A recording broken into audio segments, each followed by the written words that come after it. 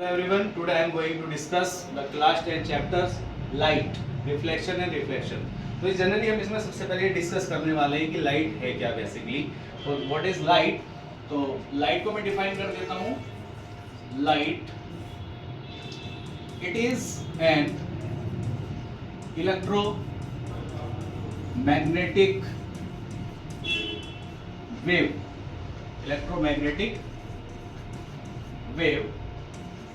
which possess the energy and produce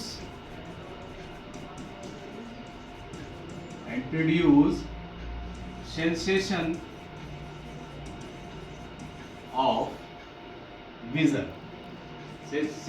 of vision.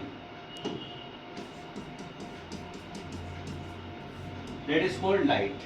Light क्या है? एक इलेक्ट्रोमैग्नेटिक स्पेक्ट्रम का एक पार्ट होता है जो क्या प्रोड्यूस करता है? एनर्जी पजेस करता है और क्या प्रोड्यूस करता है? सेंसेशन ऑफ विजन, देखने में हमारी हेल्प करता है. और हेल्प करता है लाइट, है ना. तो generally light is the part of electromagnetic waves. में इसको अनदर वे में इस तरीके से हम बता सकते हैं, जैसे light is the part of electromagnetic wave या इलेक्ट्रोमैग्नेटिक स्पेक्ट्रम. क्या वर्ड यूज कर रहे हैं यहाँ पर? Electromagnetic spectrum. इलेक्ट्रोमैग्नेटिक स्पेक्ट्रम का एक पार्ट होता है light, which is visible to us.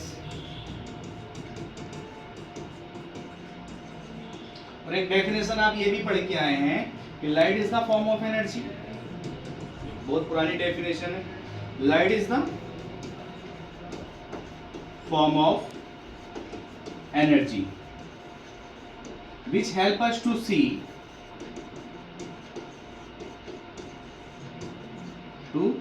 C of any object. Light एक एनर्जी का फॉर्म होता है जो किसी भी ऑब्जेक्ट को देखने में हमारी हेल्प करता है. तो मैंने 3 पॉइंट्स लिखे हैं as a definition of the light. कि light is an electromagnetic wave या electromagnetic spectrum which possesses the energy. ये एनर्जी पजेस करती है and produce the sensation of vision. और ये सेंसेशन ऑफ विजन हमको देखने में हेल्प करती है.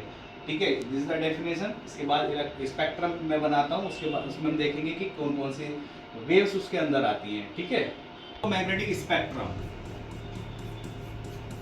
इलेक्ट्रोमैग्नेटिक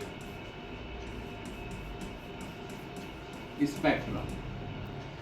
इसमें स्पेक्ट्रम में जो सीरीज है उसको मैं थोड़ा सा डिस्कस करता हूं, जैसे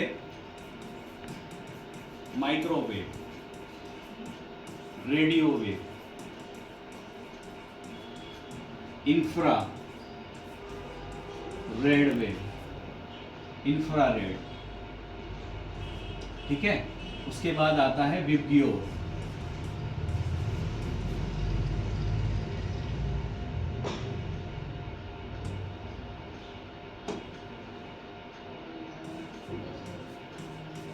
इसको मैंने उल्टा लिखा है, इसको उल्टा लिखने की वजह बताऊंगा. इंफ्रारेड के पास, इंफ्रारेड जो है यहाँ पे, इंफ्रारेड के पास में कौन सा कलर आता है? रेड. इसलिए मैंने इसको थोड़ा सा उल्टा लिखा है, दूसरे फॉर्मेट में लिखा है. उसके बाद है यूवी रेज, एक्स रेज और गामा रेज. ये जो बना इसको बोलते हैं हम लोग इलेक्ट्रोमैग्नेटिक स्पेक्ट्रम. इस पूरे इलेक्ट्रोमैग्नेटिक स्पेक्ट्रम में ये वाला जो पार्ट है ये होता है विजिबल रीजन. इस पूरे स्पेक्ट्रम में इनमें कुछ भी विजिबल नहीं होता. ये जो विजिबल रीजन होता है इसी को हम लोग बोलते हैं लाइट. ठीक है, अब इन सब के पास जो कॉमन कैरेक्टरिस्टिक्स है, अगर मैं किसी भी वेव्स को वैक्यूम में ट्रेवल करा दूं तो सब एक ही स्पीड से ट्रेवल करते हैं इन वैक्यूम. तो 3 × 10⁸ मीटर पर सेकेंड. सभी की स्पीड कितनी होगी? 3 × 10⁸ मीटर पर सेकंड। वैक्यूम में क्या है, वो माइक्रो हो, चाहे वो रेडियो वेव हो, चाहे वो यूवी हो, एक्स वेव, कोई सी भी वेव्स को अगर वैक्यूम में ट्रेवल कराया जाए तो इतनी स्पीड ऑफ लाइट से ये दौड़ेगी। इसको हम बोलेंगे, ये जो विजिबल रीजन है इसको बोल रहे हैं हम लोग लाइट। ठीक है, उसके बाद इसमें एक छोटा सा पॉइंट पर बात करते हैं। इसे लिखा हम लोगों ने वीप्योर। अगर मैं इस साइड में चलूंगा तो क्या होगा, इस साइड में चलने पर वेवलेंथ इंक्रीज होती है। वेवलेंथ क्या होती है, इंक्रीज, क्योंकि light is the form of energy. Light is the form of energy. इसमें क्या है कि इसके बाद वेव्स, इसके बाद वेवलेंथ भी होगी, इसके बाद फ्रीक्वेंसी भी होगी, इसके पास क्या होगी, स्पीड भी होगी। यानी कि तीनों पैरामीटर इसके पास होंगे, स्पीड भी होगी, फ्रीक्वेंसी भी होगी और वेवलेंथ भी होगी। तो जब इस पॉइंट से इस तरफ चलते हैं, यानी कि वायलेट कलर से रेड कलर की तरफ चलते हैं, तो क्या होता है, वेवलेंथ इंक्रीज करती है। अगर हम इधर चलेंगे तो फ्रीक्वेंसी इंक्रीज करती है, फ्रीक्वेंसी, और वेवलेंथ क्या होता है, घटती है। इस केस में इधर वेवलेंथ तो बढ़ती है बट फ्रीक्वेंसी घटती है। तो इस छोटे से कंसेप्ट के बिहार पर हम ये एक बात कह सकते हैं कि भाई जो रेड सिग्नल्स होते हैं, रेड सिग्नल है ना, सॉरी रेड सिग्नल नहीं, डेंजर सिग्नल्स,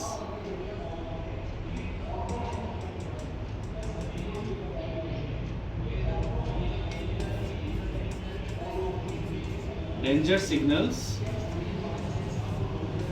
रेड कलर के उसमें रेड कलर यूज किया जाता है। उसके पीछे रीजन क्या है कि उसकी जो वेवलेंथ होती है, वेवलेंथ लैम्डा, वो हाई होती है।